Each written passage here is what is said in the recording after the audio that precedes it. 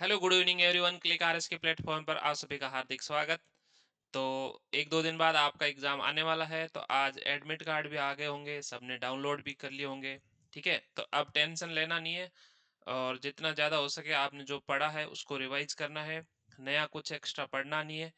पहले अपन दो तीन टॉपिक हैं जो फटाफट रिवाइज कर लेते हैं, उसके बाद लास्ट में देखेंगे भाई क्या क्या आपको 2 फरवरी के लिए दिमाग में चीजें रखनी है और पॉजिटिव एटीट्यूड के साथ वहां पे सेंटर पे जाना है और पेपर देना है।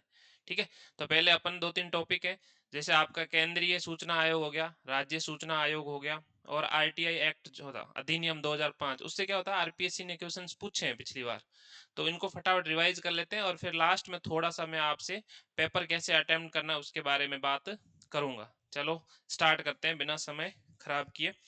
तो आप लोगों को सभी ने पढ़ लिया होगा कि भाई केंद्रीय सूचना आयोग और राज्य सूचना आयोग जो है वो अपना आरटीआई एक्ट 2005 आया था, उसके बाद इनकी क्या होगी थी स्थापना। ठीक है, एक ऐसी संवैधानिक है संस्था है या वैधानिक, तो आपको ध्यान रखना है कैसी है ये, कॉन्स्टिट्यूशनल नहीं है ये, स्टेट्यूटरी है, आपकी वैधानिक या सांविधिक संस्था है। तो दोनों के बारे में यदि पूछा जाए तो कैसी संस्थाएं हैं, वैधानिक, पहला पॉइंट ये याद रखना है। दूसरा कौन सा एक्ट था, सूचना का अधिकार एक्ट 2005, आरटीआई एक्ट, तो स्थापना भी कब हुई थी, सेंट्रल वाले की 2005 में, और एक साल बाद अपने राजस्थान में स्थापना हो गई थी। तो राजस्थान के बारे में आपसे पूछा गया स्थापना कब हुई थी राज्य सूचना आयोग की, तो आपको ध्यान में रखना है 2006 में। आपके सेंट्रल वाले सीआईसी हुई थी 2005 में और ये हुई थी आपका 2006 में। अगला कि भाई इसकी संरचना क्या होती है, तो इसमें एक मैक्सिमम एक अध्यक्ष और 10 सदस्य हो सकते हैं, लेकिन अभी फिलहाल में क्या है, वर्तमान में पूछा जाए तो आपको सेंट्रल वाले में 1+3 है और इंडिया अपने राजस्थान वाले में 1+3 है। ठीक है, तो आपसे पूछा जाए सेंटर में 1+6, यहाँ पर पूछा जाए 1+3, मैक्सिमम कितना हो सकता है 1+10। ऑब्जेक्टिव क्या है, लोगों को इंफॉर्मेशन प्रोवाइड करना। ठीक है, इससे क्या हो भ्रष्टाचार वगैरह न हो, सरकार में जो इंफॉर्मेशन है जो लोग हैं, क्योंकि लोकतंत्र में लोगों का यह अधिकार है कि भाई सूचना उनको प्राप्त हो। ठीक है, तो इस पर्पज या उद्देश्य से ये एक्ट आपका लाया गया था और फिर इनकी स्थापना की गई थी। उसके बाद में कि भाई इनके जो भी सदस्य होंगे उनकी योग्यताएं क्या होनी चाहिए। ठीक है, तो उनको सार्वजनिक जन भाई प्रशासन, वित्त, कॉमर्स, ठीक है, साइंस का, टेक्नोलॉजी का इनका नॉलेज होना चाहिए, ऐसे लोगों को इसमें क्या किया जाएगा, इंक्लूड किया जाएगा। कितने सदस्य होंगे, तो सेंट्रल वाले में 1+6, राज्य वाले में 1+3। अब इनकी नियुक्ति कौन करेगा, तो सेंटर वाले में आपका राष्ट्रपति और यहाँ पे राज्य वाले में आपके कौन करेगा, राज्यपाल। स्वयं कर लेगा नहीं, एक समिति बनाई जाएगी, समिति दोनों में आपको याद रखनी है अलग अलग। ठीक है, यदि सेंटर वाले में बात की जाए तो पीएम साहब होंगे, ठीक है, विपक्ष के नेता होंगे और पीएम के द्वारा कोई भी नॉमिनेट आपका कैबिनेट मिनिस्टर। ठीक है, ये कहाँ पे होगा, सेंट्रल वाले में। तो आपसे पूछा जाए सेंटर वाले में जो चयन समिति होती है उसमें कौन कौन सदस्य होते हैं, तो आपके प्रधानमंत्री हो गया, लोकसभा में विपक्ष का नेता हो गया, और प्रधानमंत्री द्वारा नामित कोई एक कैबिनेट मिनिस्टर। सेम चीज यहाँ पर होगी। यदि आपसे पूछा जाए स्टेट में, तो आपको वहां पे पीएम होता है, तो यहाँ पर आपके कौन हो जाएगा, सीएम। ठीक है, सीएम होगा, उसके बाद विपक्ष का नेता होगा और आपका एक कैबिनेट मिनिस्टर। ठीक है, तो ये वाली चीज आपको याद रखनी है दोनों में। सेंट्रल वाले में पूछ ले तो आपको याद रखना है राष्ट्रपति इस समिति की सिफारिश पर, और राज्य में पूछ लिया जाए तो आपको राज्यपाल होगा, जो किसकी सिफारिश पर, सीएम, विपक्ष के नेता और आपका कोई एक कैबिनेट मिनिस्टर इस समिति की सिफारिश पर वो क्या करेगा, उनकी नियुक्ति करेगा। पुनर्नियुक्त हो सकते हैं, नहीं हो सकते। ठीक है, यदि आपसे पूछा जाए इन सदस्यों को एक बार आपने नियुक्त कर दिया, दोबारा से कार्यकाल खत्म होने के बाद कर सकते हो क्या, नहीं। 2019 में इनके कार्यकाल टेन्योर के बारे में क्या हुआ, केंद्र सरकार ने इसमें चेंजेस लाए, तो इसलिए ये क्या हो जाता है, इंपॉर्टेंट हो जाता है। पहले इसका 5.65 था, अब केंद्र सरकार है ना, उसके द्वारा तय किया जाएगा कि भाई स्टेट और आपके सेंट्रल वाले सूचना आयोग जो है उसमें सदस्यों का टेन्योर या कार्यकाल कितना रहेगा। तो अभी फिलहाल के लिए जो अभी कितना है, 3 वर्ष या फिर 65 वर्ष की आयु तक, दोनों में आपको सेम है, दोनों में केंद्र निर्धारित करेगा, ये ध्यान रखना है। इसलिए ये वाला पॉइंट जो ये आपका क्या हो जाएगा, इंपॉर्टेंट हो जाएगा। चाहे आपके सेंटर में बात की जाए चाहे आपके स्टेट में बात की जाए, टेन्योर कौन डिसाइड करेगा, सेंट्रल गवर्नमेंट डिसाइड करेगी।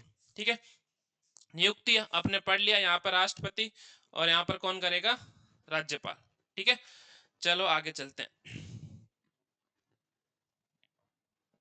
उसके बाद की रिपोर्ट किनको देगा, तो सेंट्रल वाला जो है वो आपका केंद्र सरकार को देगा, स्टेट जो है वो आपका राज्य सरकार को रिपोर्ट प्रोवाइड करेगी। यदि मान लो आपने कोई इन्फॉर्मेशन मांगी और इन्फॉर्मेशन प्रोवाइड समय पर नहीं की जा रही है, ठीक है, तो आपका पर डे के हिसाब से उन अधिकारियों पर 200-250 रुपए का क्या लगेगा, जुर्माना, और मैक्सिमम आपका कितना लग सकता है, 25,000। ठीक है, तो ये जुर्माना भी आपको याद रखना है कि यदि आपने इन्फॉर्मेशन मांगी, क्योंकि इन्फॉर्मेशन मांगना आपका अधिकार है, और उन्होंने, ठीक है, आनाकानी कर रहे हैं, किसी वजह से प्रोवाइड नहीं कर रहे हैं, ठीक है, तो उन पे फाइन लग सकता है 250 रुपए पर डे के हिसाब से, अधिकतम कितना, 25,000। ठीक है, उसके बाद आपसे इनमें अध्यक्ष पूछा जा सकता है कौन कौन है, तो वर्तमान में हीरालाल सामरिया, कौन, सेंट्रल में, और आपसे स्टेट में पूछा जाए तो मोहनलाल लाठर। ठीक है, प्रथम वजाहत हबीबुल्ला, और यहाँ पे एमडी कोरानी। ठीक है, तो ये सेंट्रल केंद्रीय सूचना आयोग और आपके राज्य सूचना आयोग में आपको याद रखने। फटाफट रिवाइज करा जाए तो इधर आपका राष्ट्रपति, इधर आपका राज्यपाल, याद रखना है, नियुक्ति भी करता है और इनको हटाता भी कौन है, राष्ट्रपति हटाता है। ठीक है, इधर राष्ट्रपति हटाएगा, इधर राज्यपाल। किसकी समय, तो लोकसभा में, सॉरी, इधर आपका सेंट्रल वाले में पीएम हो गए, लोकसभा विपक्ष के नेता, और एक कैबिनेट मिनिस्टर। इधर पूछा जाए तो आपके सीएम हो गया, विपक्ष का नेता हो गया, और विधानसभा का में, सॉरी, विधानसभा में विपक्ष का नेता हो गया, और आपका कोई भी एक कैबिनेट मिनिस्टर। ठीक है, पुनर्नियुक्ति हो सकती है, नहीं हो सकती। कार्यकाल पूछा जाए 3 वर्ष 65, कौन डिसाइड करेगा, सेंट्रल। पुनर्नियुक्ति, रीअपॉइंटमेंट नहीं हो सकता। रिपोर्ट किसको देगा, सेंटर वाला केंद्र सरकार को, स्टेट राज्य वाला राज्य सरकार को। ठीक है, उसके बाद आपको, ठीक है, नियुक्ति या हटाना आपका जो भी है। ठीक है, और यहाँ पे इन्होंने टाइपिंग गलत कर दी, मैं इसको सही करा दूंगा। नियुक्ति तो अपन हो गया, यहाँ से हटाना, ठीक है, तो कौन हटा सकता है, यहाँ पर आपके राष्ट्रपति हटाएगा, और यहाँ पर आपके कौन हटाएगा, राज्यपाल हटाएगा। तो ये आपको चीजें इसमें याद रखनी थी। अब आरटीआई एक्ट 2005 जो है, उसमें क्या था, आपकी जो धाराएं हैं वो आरपीएससी ने पिछली बार पूछा था। ठीक है, 14, 15, 18, 19 और 25 ऐसे कर कुछ दे रखा था। इसमें पूछा था कि भाई सेंट्रल आपका इंफॉर्मेशन कमीशन जो है, केंद्रीय सूचना आयोग की, इनमें से कौन सी धारा नहीं है, तो वो चीज आपको वहां पे याद रखनी है। कब आया था ये वाला आपका, 15 जून 2005।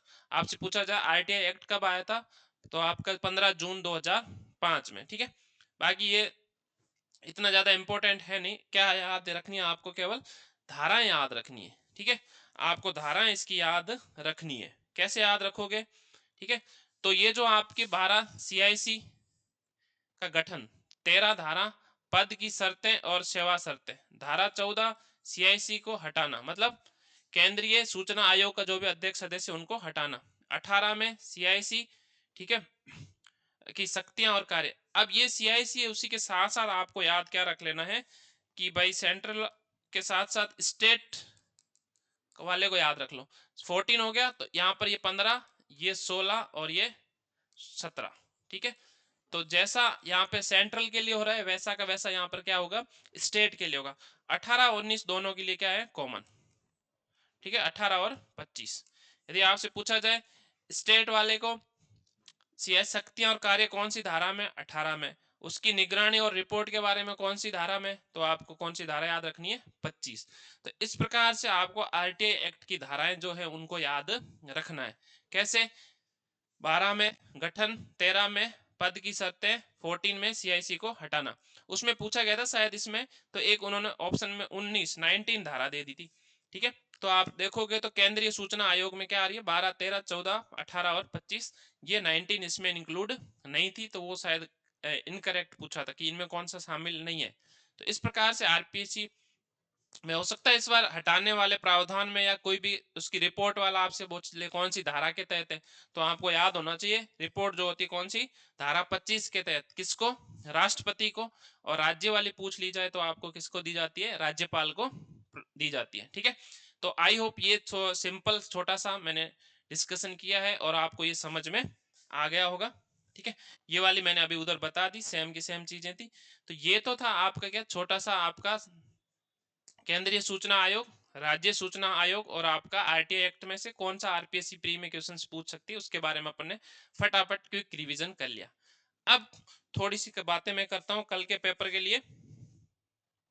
ठीक है, देखो मार्केट में बहुत सारी बातें चल रही है, कट ऑफ ज्यादा जाएगा, कट ऑफ कम जाएगा, ये डिपेंड करेगा पेपर पे। हो सकता है कट ऑफ 110 के आसपास भी चली जाए, हो सकता है कट ऑफ 90 के आसपास भी आ जाए, ये डिपेंड करेगा आरपीएससी का पेपर कैसा आता है। जैसे पिछला पेपर था वैसा पेपर आ गया तो कट ऑफ 110 चली जाएगी। लेकिन यदि आरपीएससी ने उसमें थोड़ा सा टफ बना दिया, ठीक है, जैसे अभी पैटर्न चल रहा है कि भाई थोड़ा टफ क्वेश्चंस पूछ लिए, तब वो कट ऑफ नीचे भी आ सकती है। तो अब आपको वहां पे पेपर जब दे रहे हो तब आपको एनालिसिस करना है कि भाई किस प्रकार का पेपर है, मुझे कितने अटेम्प्ट करने हैं, आपकी एक्यूरेसी कितनी है। ठीक है, क्योंकि हर किसी का पेपर अटेम्प्ट करने का तरीका अलग होता है। मान लो आपके पास 150 क्वेश्चन है, ठीक है, तो यदि आपको ऐसा लग रहा है कि पेपर इजी है तो 120-30 क्वेश्चन करके आ जाना। ठीक है, और यदि आपको लगे पेपर टफ आ गया तो 110 से 115 इतने तो अटेम्प्ट करने ही है। अब हमें इसमें क्या होता है, 80-90 क्वेश्चन तो आते हैं, लेकिन बाद में जो होते हैं उनमें एक या दो ऑप्शन में क्या होता है, कंफ्यूजन। और कंफ्यूजन जहां भी होगा वहां पे आपको थोड़ी सी रिस्क लेनी पड़ेगी, क्योंकि प्रोबेबिलिटी जो है वो आपको, यदि आप दो ऑप्शन में पहुंच गए तो आपको वहां पे क्या हो जाएगा, 50-50। ठीक है, कि भाई 50-50, आधे सही हो सकते हैं आधे गलत। मान लो आपने 10 अटेम्प्ट किए तो 5 आपके गलत हो गए और 5 आपके सही हो गए। मान लेते हैं एक के 3 सही के और एक गलत का है, तो 5 या 15 नंबर तो आपके इसमें से सही के आने चाहिए और 5 आपके नेगेटिव होने चाहिए। 15 में से 5 चले गए, पीछे कितने बच गए, 10। इसका मतलब आप प्रॉफिट में रहोगे। जब दो दो ऑप्शन पे पहुंच जाते हो तब आपको क्या करना है, थोड़ी सी रिस्क लेनी है। तो पहली बात तो ये, अटेम्प्ट कितने करने हैं वो वहां पे आपका पेपर रहेगा, पेपर कैसा आ रहा है उसके अकॉर्डिंग खुद को डिसाइड करना है। दूसरा पॉइंट आपको क्या याद रखना है, पहला पॉइंट क्वेश्चंस कितने आ रहे हैं, दूसरा आपको ध्यान देना है पेपर अटेम्प्ट कैसे करना है। ठीक है, तो पेपर अटेम्प्ट करने का तरीका होता है, पहला फर्स्ट राउंड आपको जो जो आते जा रहे हैं फटाफट करते जाओ। ठीक है, और किसी दो ऑप्शन वाले में ऐसा लगे कि भाई मुझे कंफ्यूजन है, उस पर गोला मार दो। और कोई ऐसे क्वेश्चन होंगे बिल्कुल भी पता नहीं है क्या पूछ रहा है, उसमें क्रॉस मारते हुए चलते जाओ। पहला राउंड होते ही आप क्या करो, आपके जो भी वहां पे, ठीक है, गोले भरने होते हैं उसको भर दो। और कोई कोई होते हैं लास्ट में भरते हैं, कोई साथ में भरते हैं। देखो जिसका आपका जैसा पैटर्न हो उसके अकॉर्डिंग चलो। फर्स्ट राउंड हो गया, फिर सेकंड राउंड में उन क्वेश्चंस पे दिमाग लगाना जिसमें आपको दो ऑप्शंस के पास पहुंच रहे हो, कि भाई इन दोनों में से कोई ना कोई है। तो फिर थोड़ा दिमाग लगाओगे तो उनमें से कुछ ना कुछ क्वेश्चन सही हो जाएंगे।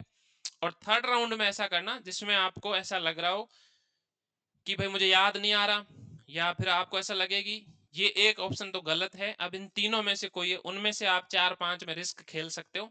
तो इस प्रकार से ओवरऑल 2 से 3 राउंड में आपको पेपर को पूरा क्या करना है, अटेम्प्ट करना है, ताकि आपका जो आंसर है वो करेक्ट आए। ठीक है, एक्यूरेसी बढ़िया रहे, नेगेटिव कम हो। ठीक है, तो पेपर को आपको कितने चरण में करना है, 3 चरण में। ठीक है, 3 चरण में आपको पेपर क्या करना है, अटेम्प्ट करना है।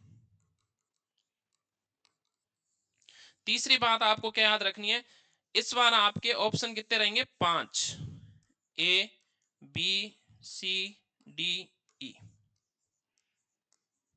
ठीक है, और आपको ध्यान रखना है कि जो भी क्वेश्चन आप छोड़ के आ रहे हो उसमें ई वाले को फिलअप करना है, कि भाई मुझे ये अटेम्प्ट नहीं किया है। पहले क्या होता था कि अटेम्प्ट नहीं करते थे तो अपन खाली छोड़ते थे, अब आप अटेम्प्ट नहीं कर रहे हो उसमें भी क्या करना है, ई गोला भर के आना है। ठीक है, तो ये छोटी छोटी चीजें हैं जो आपको ध्यान रखना है। आपका एडमिट कार्ड आ गया होगा, उसको डाउनलोड कर लेना। ठीक है, एक आपका फोटो साथ में ले जाना, और डरने की कोई जरूरत नहीं है, मस्त रहना, बिंदास होके जाना। ठीक है, पॉजिटिव एटीट्यूड रखना, और जितना आप पॉजिटिव रहोगे आपके 5 से 10 क्वेश्चन, ठीक है, अच्छे से सही होंगे और नेगेटिव कम होंगे। और दूसरी बात क्या याद रखनी है कि 1 घंटा पहले जाना है, 1 आवर बिफोर आपको क्या पहुंच जाना है, एग्जाम सेंटर पे पहुंच जाना है। ठीक है, तो आई होप आप लोगों की तैयारी अच्छी होगी। अब मैं भी जाऊंगा, मेरा भी सेंटर जैसलमेर है।